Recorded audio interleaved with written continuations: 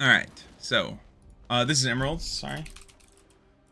Yes. Bard, Hui, Zach, MF. Crazy matchup. Okay, so this is your first review with anyone or just me? I mean, Support in this Academy. Discord, only you. You're the first one. I did the boot camp a couple of weeks back. Oh, who did you have for that? Me? No, Or I had. Styled, right? Oh, yeah, Cool. exactly. So, what did you guys go over with Styled then? So I'll get my notepad out. So we mainly went through the fact of using E in fight, placing E, so with Bard specifically, E in fight early to give an exit door to my teammates and myself. And then it was mainly pinging. I don't know if I pinged a lot in this game. I'm trying to work more on sharing what I want to do or my intent overall, and trying to find out what is my win con. Every time I want to do something during the game, and also not just take fights because I'm on the right side of the map. So not because my team wants to fight that I should join the fight. Cool. Kind of. So how would you that was it. say like the last 2 weeks has been, like since the boot camp? Have you felt like you've been getting better at this stuff? Rough. Okay. So anything so in it's particular? been rough. I feel like it's mainly because I'm trying to focus on those specific points so much that I give up on a lot of things I already did before. And so I managed to leave Emerald 2 and hit Plat 1 this week. I'm back in Emerald now, but I went quite far down. So yeah, I think I've been trying to focus on certain aspects too much, so I gave up on the rest. Okay. And also, since I hadn't played Bard in a while, because I had a phase where I just played Alistar, I think that as well played a role. But in the last 2 days, it's been going back up. So hopefully it continues like that and I manage to implement everything I see in coaching in my games. Cool. Okay, so I will tell you, Styled and like me and Cupcake have different approaches when it comes to coaching. My style is like very similar to Cupcake because I was actually like a student of his for like 2 years before I became a coach. And the way we typically do things, or at least the way he Cupcake does things, is that he focuses like drastically on the laning phase first before even moving forwards. So typically what a first session would be like with a new client, which I know you're like technically not because of the boot camp, right? But it would be like Bard identity and then 2v2 blueprint. So we just want to understand, like, basically what I want to do today is first I wanted to understand what is the support's job. What is my job as a support player, right? Then I want to understand Bard's identity. What is my job as Bard? Then I want to talk about how to play the lane, basically. And I think this is just going to be the most replicable thing for you right now. And it seems like this will actually help you a lot because of a couple of reasons. One is that, like you said, we're focusing on like too many things and then maybe even focusing on certain things too hard, right? So it becomes difficult to like work on stuff. This 2v2 blueprint, the nice part about this is that this is like super replicable because there's things that like the first few minutes of the game are very similar no matter what matchup you're in, right? Like oftentimes the first few minutes of the wave are very replicable, but when you get to mid to late game, there's like 10 million variables and, you know, gold, items, champs, how strong people are, all this stuff like changes everything, right? So what I want to do today is just kind of figure out these 3 things. And it seems like not that much, but actually there's like a lot in this stuff, right? So we'll break this down and we might not actually look at very much of your game, to be honest. Like maybe just the first 5 minutes of the lane. Because really the thing is like you will be doing this shit wrong. The same way where I was like a D1 Pike 1 trick when I came to Cupcake and I had no idea what I was doing. I literally like just hands checked everybody and I fought for no reason and was like playing my champ wrong, right? Good. Great. All right, cool. So let's first just start with this. Support identity is actually really simple. It's be it fights and fight well. This is our job as a support, right? Cupcake has said this before. So yeah, we want to be at the fight, and then this doesn't mean like oh, fight is happening in the river and I move to it, right? Like it's like, oh, my jungler's finishing his chickens and walking to the crab. As soon as I see him peel off of this, I already start walking towards him, right? I want to be here when the fight starts. I don't want to see the fight. Okay. Now, obviously, that's not possible every time. But ideally, we want to be at fights like early, and then we want to use our spells well. And using your spells well in fights is like 90% Bard Q. Like actually, maybe even more than 90% of your champion is just the Q. It's like a very difficult spell to use and extremely influential, right? What were you gonna say? Sorry. Yeah, I rewatched the guide, the Cupcake's guide on Bard, and I think in this game I'm not using my Q very well yet. I've been trying to do it more now, and I feel already a lot better in my last 3-4 games of my Q usage, trying to keep it to assure a double stun if I can, or after a tunnel, keep it for after the tunnel in case someone follows me. So in that, I feel like I've used it more. I'm not sure about this game because it's from 2 days ago. I can't remember how well I played my Q, but I've been trying to keep it a bit longer. Same with the R to make sure that it's useful and not just throwing it out because I have it and I feel like I have to send it away. Yeah. Cool. So let's just talk about like how does Bard fit into this, right? Like how does Bard's identity change how you want to play support, right? So the most important thing that we have to understand is that Bard is an extremely weak laner, and the way you win your lane is by cheating. And what I mean by cheating is like abusing certain things to get an advantage in the lane, and then like abusing those advantages to create, you know, advantages for you or whatever. So the most common way that we cheat through our lane is this Electrocute rune, right? I know you know how OP this is if you've played Bard. This like literally carries your entire laning phase by itself. So we can cheat through Electrocute, and then we can also cheat, so short trade Electrocute, or we can cheat through wave management / level up timers. So in this game, right, a level up gives 600 gold worth of stats. That's insane, right? 600 gold worth of stats. And it also gives you a point in a spell, which obviously the point in the spell on Bard is like not that influential. But 600 gold worth of stats is a lot. But then in the bot lane, this shit is extra important because there's 2 champions, right? So Riot is giving us a BF sword for free 2 minutes into the game. Every single game that we play, Riot gives us a BF sword for free 2 minutes into the game worth of stats. So we have to figure out how to like maximize that, right? And then basically the idea is anytime we get this free BF sword, like we're both level 2 and they're both level 1, I want to take an aggressive trade. We're both level 3 and they're both level 2, I want to take an aggressive trade, right? Trade on the level up timers when we have our free BF sword. So those are like the 2 ways Bard cheats through his lane, the 2 biggest ways: Electrocute and trading on level up timer, right?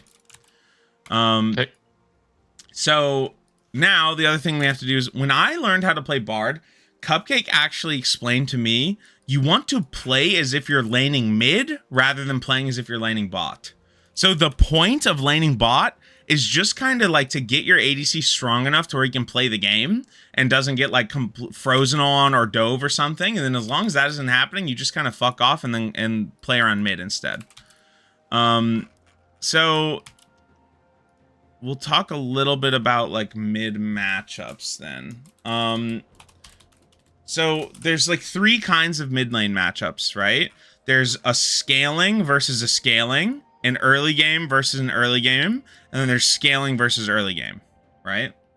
So if it's scaling versus scaling, typically scaling champions are like easier to gank. Not always, but typically they're easier to gank. So we can try to, like, you know, Orianna, Anivia, Syndra, these champions that are immobile and squishy, you can try to like pressure them by just ganking them, right? In an early game versus early game matchup, it's going to be super volatile. Both champions are going to want to like kill each other. So, and then also these early game champions, oftentimes the way they deal damage is by like dashing forwards and going in. So if they use their escape to go forwards and then you gank mid, it's like a free kill, right? So in an early game versus early game matchup, you want to spend a lot of time around mid. In a scaling versus scaling matchup, you want to spend a lot of time around mid if the enemy mid is gankable, right? Like some weak champion, because if you can get your scaling champion ahead early game, it makes it really easy for you. And then the last one is more complicated, right? Early game versus scaling, which is actually what we have this game, right? Qiyana is an early game skirmishing fighting champion, and then Mel is like a late game scaling champion. So if I have the scaling and they have the early game in a game in a game like this, your job is actually not to kill Qiyana. Your job is more to like put vision around mid so that Mel can play the game without dying to a gank. And then also your job is to like one, provide vision, and then two, help your Mel when the wave is bad, right? So say Mel is like low HP, she needs to get the wave in because it's frozen, and then Qiyana's trying to kill her. You can walk mid and just like help her get the wave in so she can get a base off, right?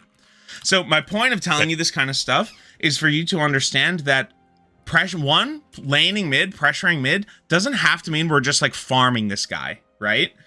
It depends on the game. So in a game like this, I actually don't even want to really kill Qiyana because I don't want to inject volatility. I don't want to gank and then have us get counter ganked and then we end up dying 2v2 and now Qiyana's super fed and Mel can't lane, right? I want to reduce volatility, and the way I do that is by like putting wards down and helping Mel get wave, like fixing her wave, basically.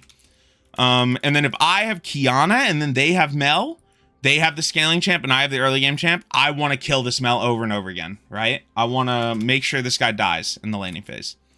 So every game when we're loading into our game, we want to do the load screen check and we want to think about the mid matchup. And then what does it look like for me to pressure mid this game? I want you to ask yourself that question. Like, am I trying to kill Qiyana? Am I just trying to get vision from my Mel so she can play the game, right? So it's probably like a combination of both. You remember how I told you the early game champions, they usually have to commit their escapes to go in. So if I'm hovering mid and just getting vision, super down to just do that. And then if Qiyana like ease in super aggressively while I'm here, then I'll walk up and try to kill her or trade on her or something, right? But for the most part, I just want to reduce the volatility around mid this game. So laning mid matchups, weak laning, clean short trades with electrocute, and then use our wave management and our level up timers to take trades like that. That's how we cheat. So the other thing about Bard in the lane is that we kind of want to play away from the enemy support, right?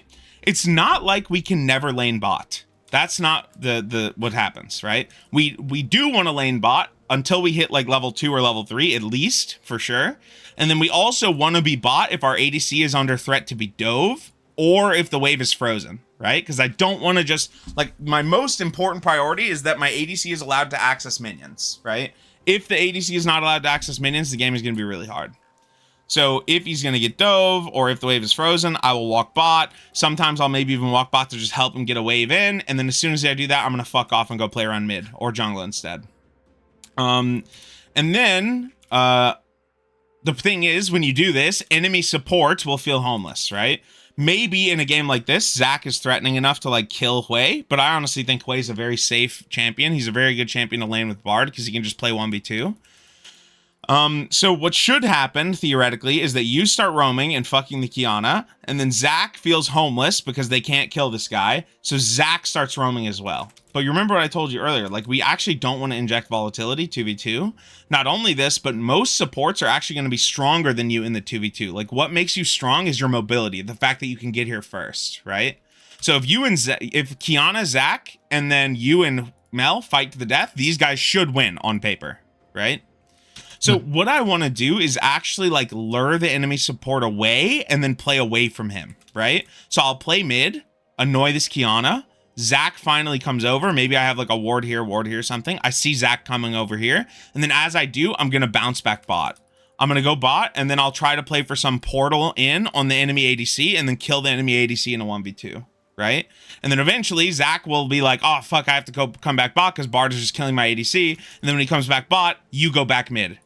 Does that make sense? We want to like play away from the enemy support. Draw him away from what he wants to do, right? Like, oh, he wants to play 2v2. He wants to kill you. I'm not going to let you do that. I'm going to play mid the whole time and let Hui farm under tower. And then if they try to dive away, they'll probably die. You can maybe even counter it. And if they don't try to dive away, Zach's only option is to counter roam mid. And then when he does that, you portal through the wall and kill his ADC. So actually, almost every single time when I play this Bard champion and I'm killing the enemy ADC, it's because I'm portaling through and then killing them 1v2. Really rarely am I just like outlaning somebody hard enough to kill them, right? Like this Bard champion is just weak in lane. And if I am outlaning them hard enough to kill them, I'm doing it via electrocute and the level up timers, right? I'm trading on electrocute, I'm trading on level up timers, and that's how I get them. That all makes sense here so far, though? Yeah, it does. It does. Cool. And then the last thing is the picks on side lane.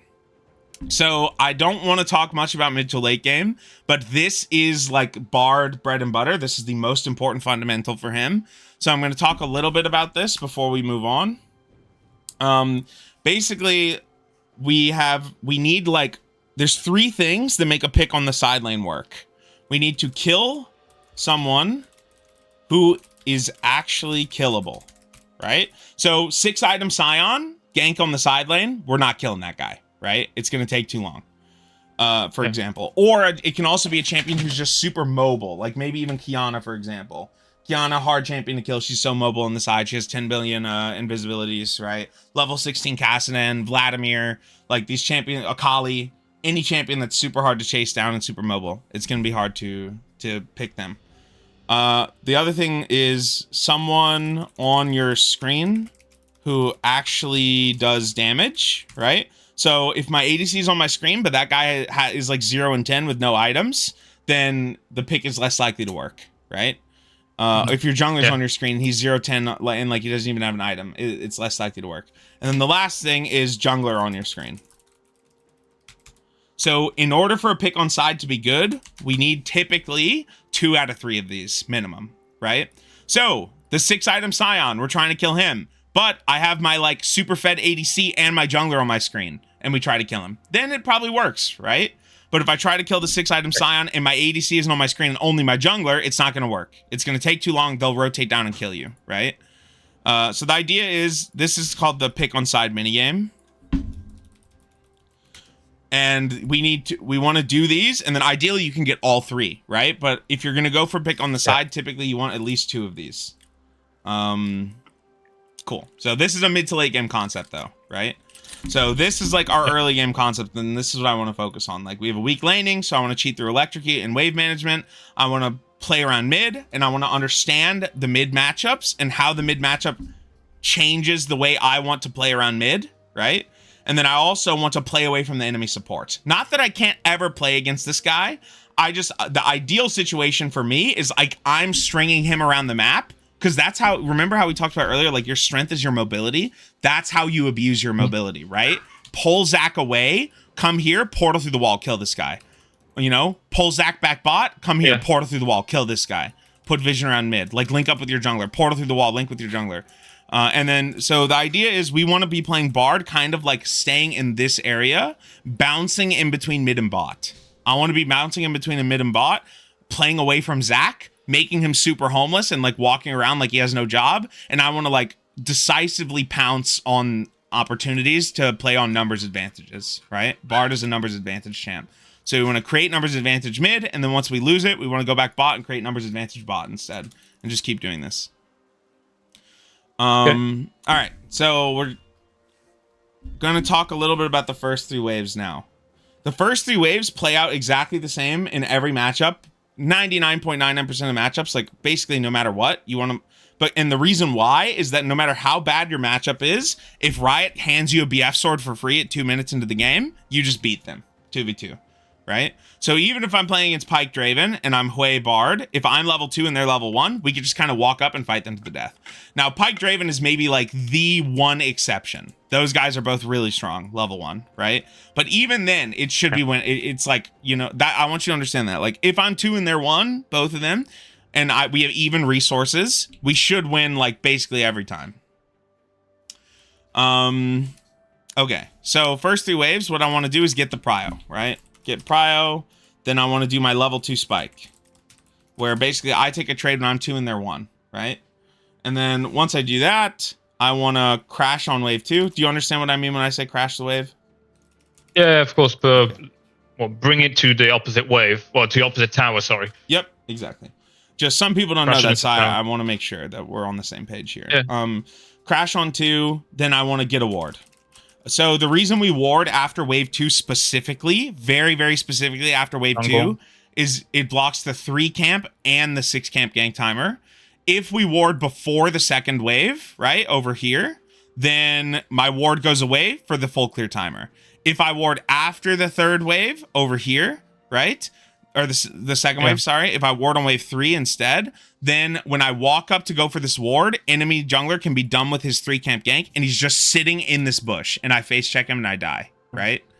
So typically, play, you know, first wave, I want to hit the wave, and this is a Bard specific. You want to use your first meep to hit the wave, and then by the time your second meep, just keep autoing the wave basically to get prio. Then when your second meep comes up, you stop hitting the wave, and then you walk up and try to go for auto Q electrocute trade. So hit the wave, auto Q electrocute trade, hit level 2 first, take a trade, crash wave 2, get a ward. Does that all make sense? Yep. Prio, level 2 spike, crash on 2, and then we can do the meep minigame.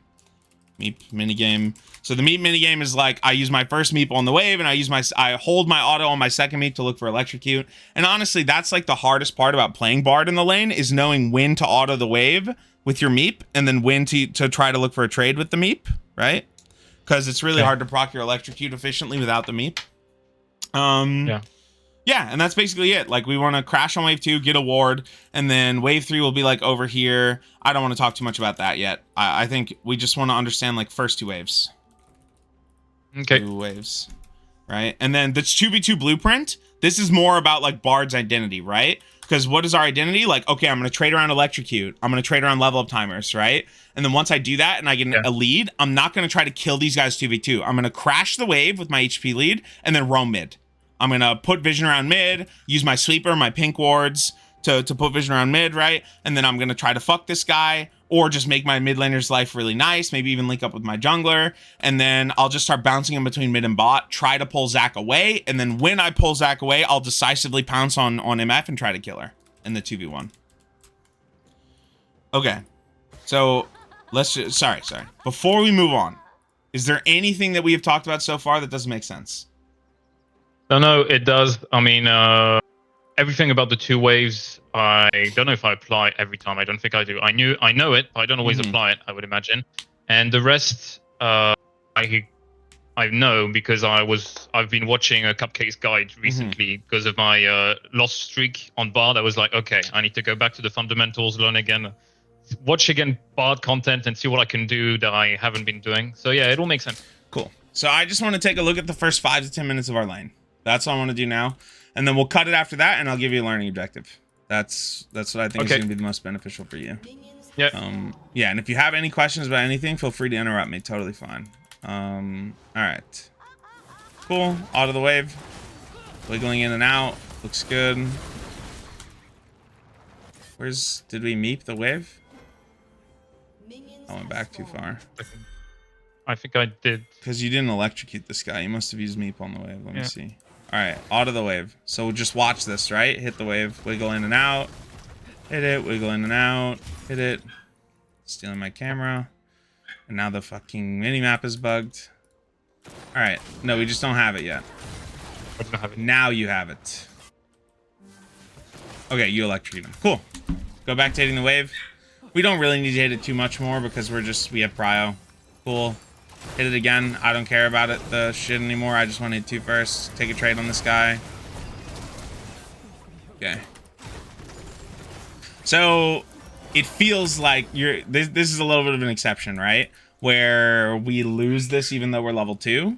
So, but the reason why is because one, Hui is just like a weak early game champion, but that doesn't matter as much. The biggest reason is that Hui has TP and she has barrier, right? So because Hui has TP and she's barrier, this is like a war of attrition matchup.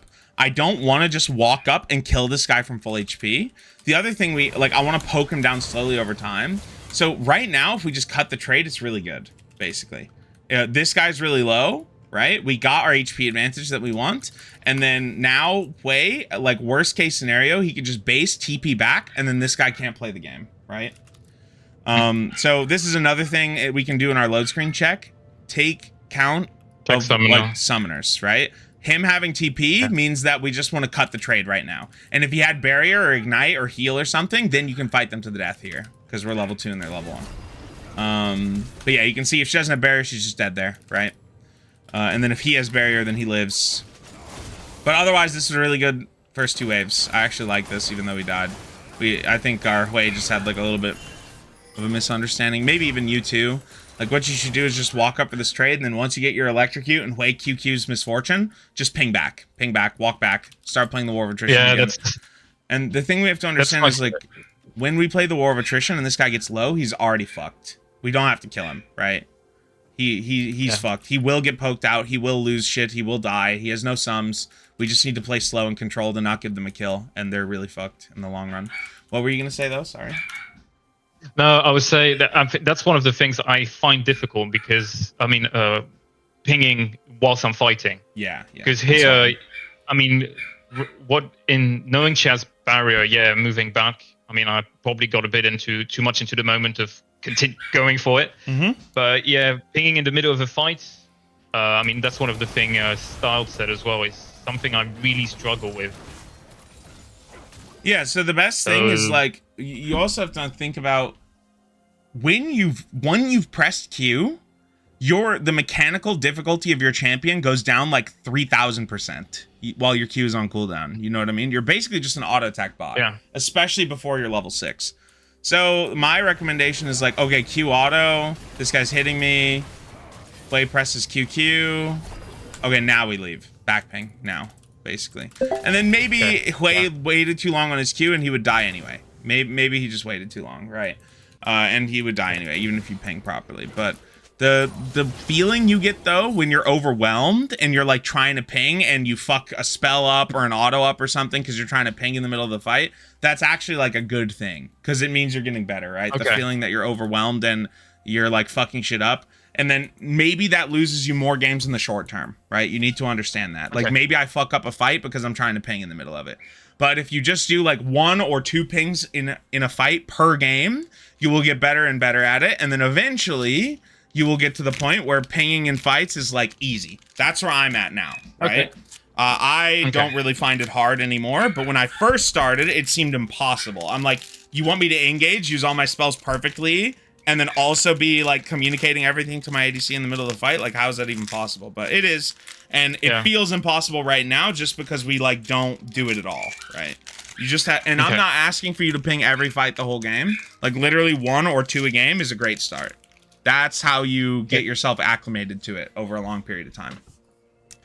Yeah, but overall, like this is really good. If you play level 2, the early waves and level 2 spikes like this, most of the time you will climb, you will win games. This looked really good to me, even though it was bad.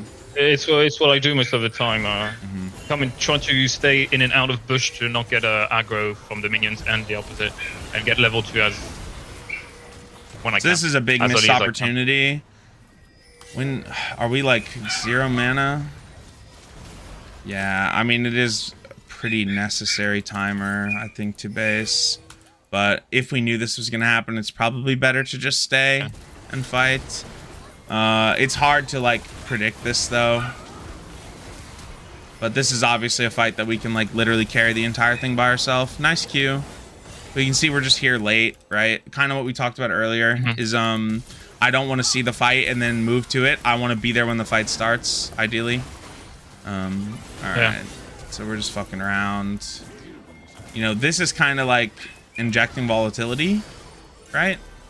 Like this is what I mean. Maybe it looks good, but we just have to understand, what does Mel want to do in the game? What does Qiyana want to do in the game, right? So this is going to come down to the load screen check. And then honestly, I think the other thing was kind of load screen check too. Like if we were aware that we just have Hui, and I just want to, maybe you even just walk up, take your electrocute trade, and then leave, and don't even like tell Hui to walk up, like instantly ping back. Walk up, auto Q, electrocute, walk away. If we know that he has TP and she has barrier. Because that's like enough to like win our whole lane, honestly. You just like electrocuting her when you're level 2 and she's 1.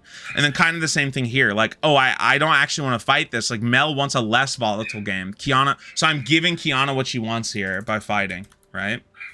And then maybe if we play perfectly, we win or whatever. But yeah, the reality is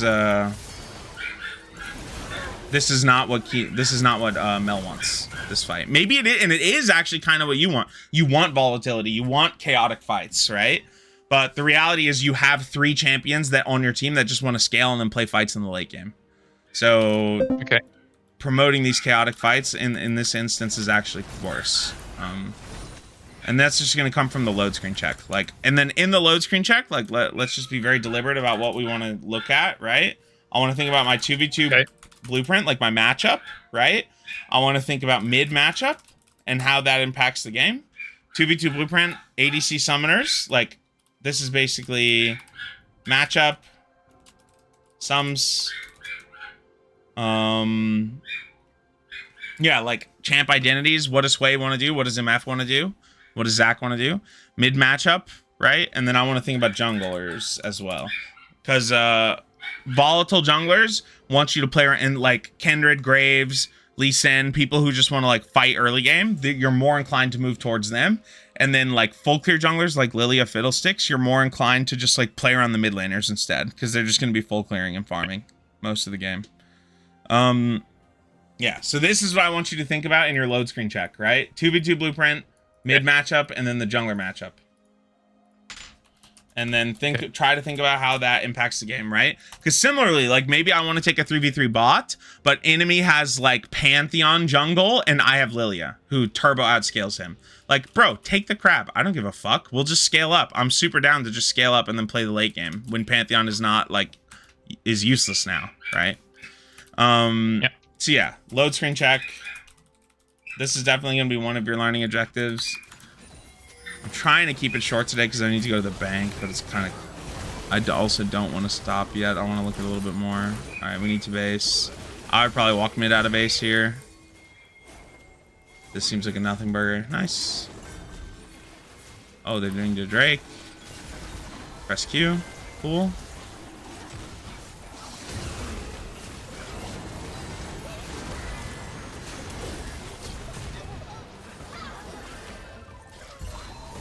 Oh, I was like, where do we use it? Okay, we'll use it on Zach.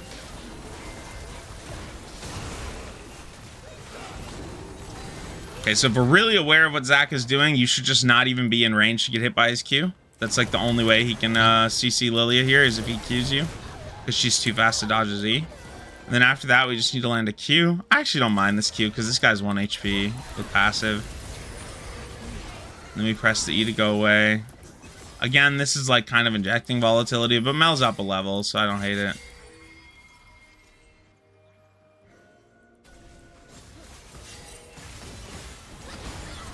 Yeah, this is what I mean, right? Okay, so Mel's wave is bad. She's no mana. She has no TP.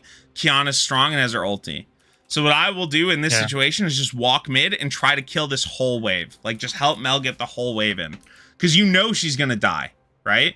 4-1 Qiyana with Dirk. Half HP Mel with no mana. Like, she will die here if you don't get the wave in. And then if you think it's impossible to get the wave in and we can't do it or whatever, which maybe it is because our jungler just died and there's 2 people here, ping her back. Tell her to leave. And just recall, right? Yeah. Okay, so I don't think we're going to have time to look at anything else. Honestly, like, it is looking pretty good to me.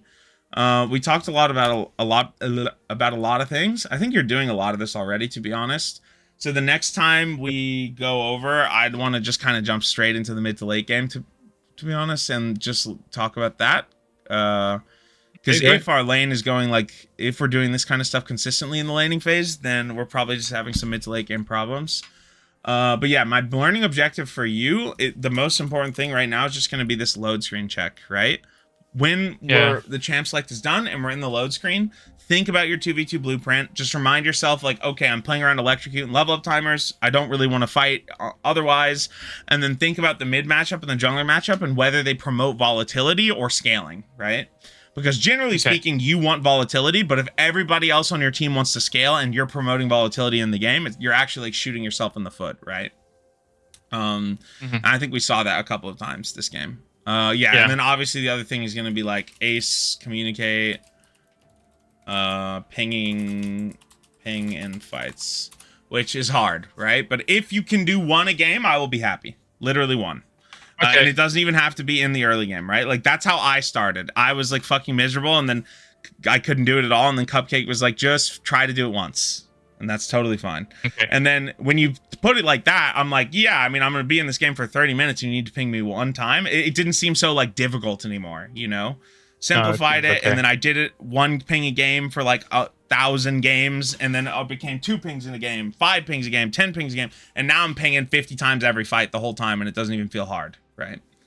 Okay. And then understand you will feel overwhelmed, and you might even lose some fights that you would win if you weren't pinging in the short term, right? But in the long term, this will win you more games for sure. Okay. So cool. Any questions for me? Anything we talked about today that doesn't make sense? No. It's all clear. I'm glad to have points to work on for next session. Yeah. Awesome. No. All the rest seems fine, and just. Yeah, so I'll if you go to a Cupcake or a Styled once. session before you come see me, I would just tell them like, oh, we went over the early game. Yarg said my stuff looks good. This is my learning objective. And he said he wanted to look at mid to late for my next review. So if we could look at mid to late, that would be great.